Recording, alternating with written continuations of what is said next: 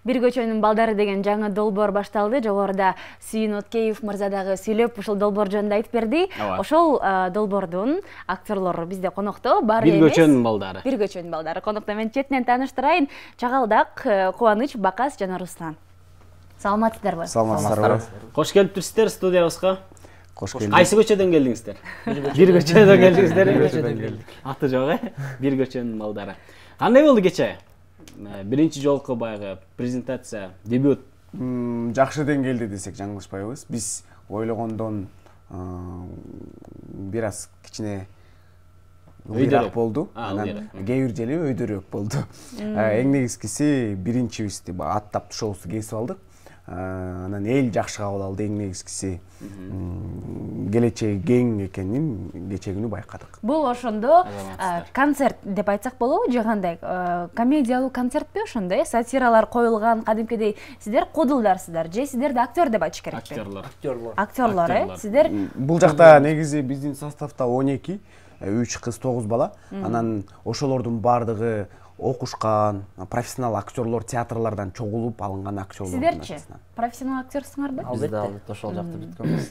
Бардыгы профессионал актерлор чындыгында Эркин Эгембердиев тандап алган. Бул жигиттердин бардыгынын талантына карап, кээ бири жакшы ырдайт, кээ бири бир нерсени жакшы аткарат, харизмасына карап тандап алыптыр. Анан деги эле негизги окуя эмне менен камтылып атат ал жакта?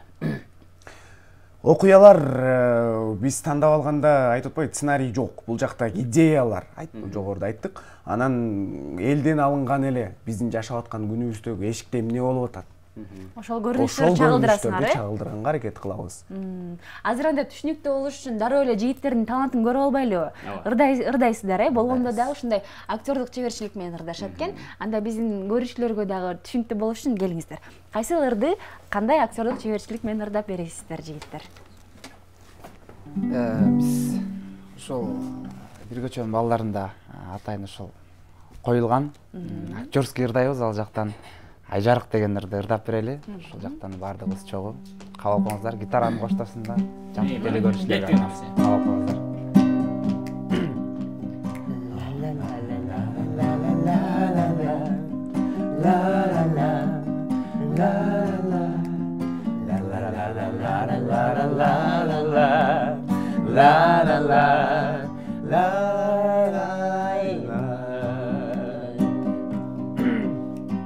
Ава салкын түн ортосу ай жарык, ай жарык.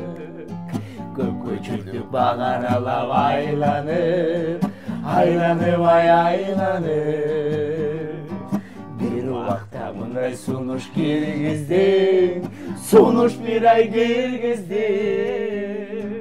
Болду чеми түн ортосу кайталык, кайталык.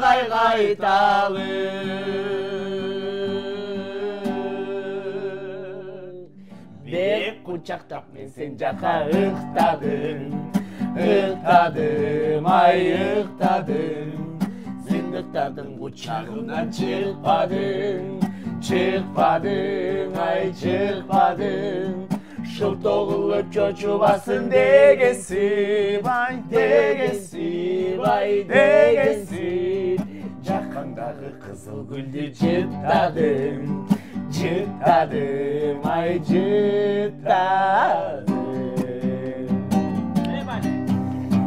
Дедиң дагы мага карап токтодуң, токтодуң. Болду сонуп коштошууга окшодуң, окшодуң. Эсен жүрдө оң колумдан бек кысып, бек кысып. Иш жылытып жүрөгүмдү козгодуң, козгодуң.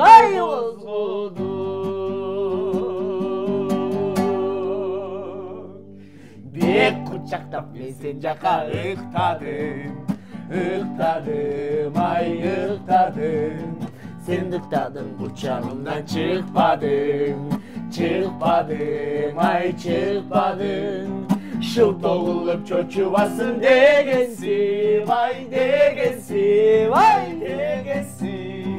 Жаккандагы кызыл гүлдү жыттадың, Жытадым, ай жытады, жытады.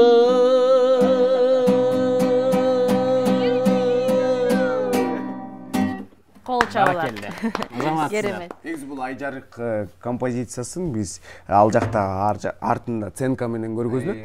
Биз Эмне болуп атканы, эмне болуп атканын, кыз жигиттин көргөзүлөт. Эң негизгиси жакында көрөсүздөр. Жакшы, бул номерде Руслан катышпайт окшойт, Жок, биз катышабыз. Биз музыка жактында гитарада кол ойнотом. Гитарада ойнойсуз, А гитараны эмнеге алып алды Бакасым мырза? Кубаныч мырза.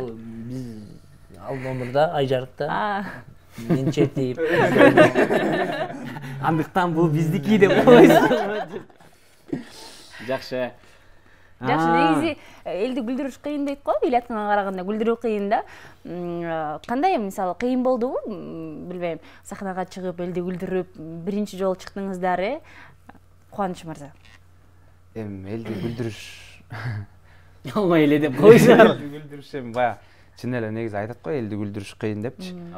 Бирок негизи элге кандай нерсени чын эле кимдин биздин ошо Чагалдак байке айткандай негизи ошо элден алган нерсени, эл өзү кылган нерсесин көргөзүп берсең эл күлөт го негизичи.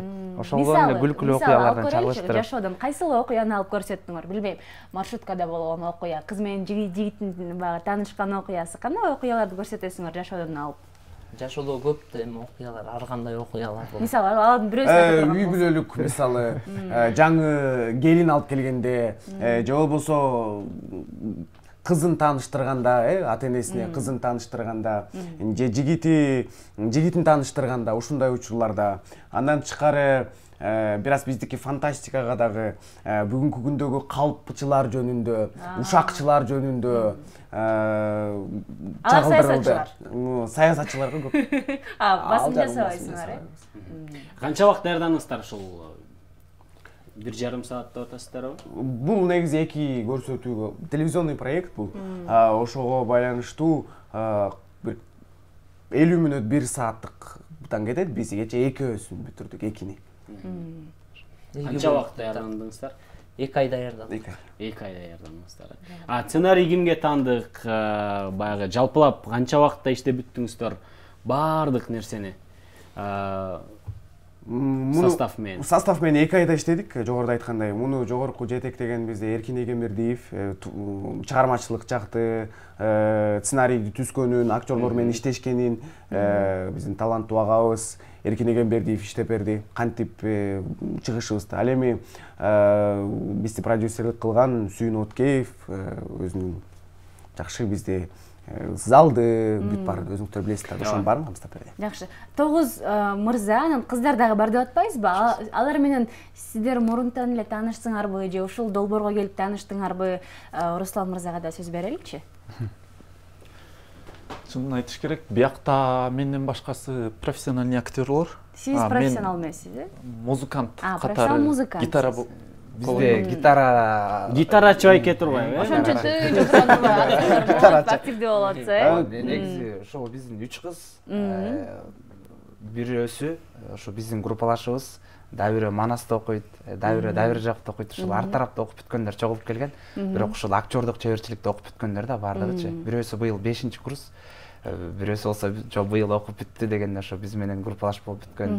Ар тараптан. Жакшы. Русланга да кичине эметип кетейинчи. Руслан негизи профессионал болбогону менен, бирок ойлонгону, профессионалдар да эле жок, фантазиясы буюрса келечеги кең деп ойлоп атабыз. Чоң арыштарды, кадамдар жасайт деген үмүт менен биздин арабызга агаларыбыз кошту. Жакшы, эми бул долбоор салпка айланчу долбоор болот деп атпайсыңарбы? Келечеги кандай? Мисалы, канча убакытка чейин созулат? Же азырынча белгисизби? Же тартылып эле токтоп калабы мезгил менен элечи? Жок, өмүрү узун болсун эми. Негизи биз менен алган жакшы, бирок биздин баягы уюштуруучулар алар 5 жылга пландап атышат. 5 жыл. 5 жылга. Биз менен. Сиздер менен, Биз менен. Андан тышкары дагы булабыз экен. Кетип калчулар кетип калса болобу же кетпейсиңерби? Кетпеш керек, Контракт контракт бар. түзүңүздөр да, Ооба. Кол коюп, ант берип. Ана эмесе гитараны жигитке берели, өзүнүн несине берип туруп, дагы бир чыгарма аткарбайлыбы?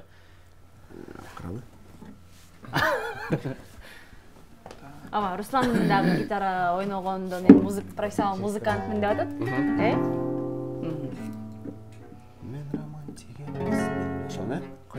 аларды Мен романтик эмесмин. Мен романтик. негизи мен ойной берем гитарада, бирок баягы неметкен бакасы өзү көнүп калды эле өзүнүн тонуна дегендей.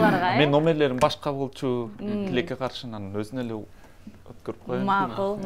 Профессионалдар ушундай болот да. Ооба. Анча-анчалар черте бербейт, э? Жигиттер кыскача бир куплет, анан кайрылмасын, анткени убакыттар.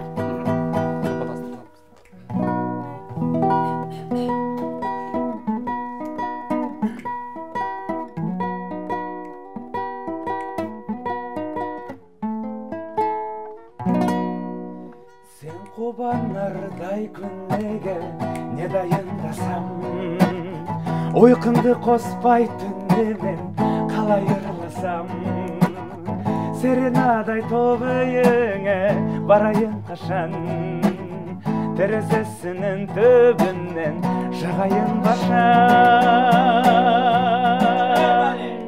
Мен романтик эмесмин, сүйөмөн бирок sensiz gün жоқ emesmin, жүрегім жылап. Men romantik emesmin, Suyamam, sensiz gün жоқ emesmin, жүрегім жылап.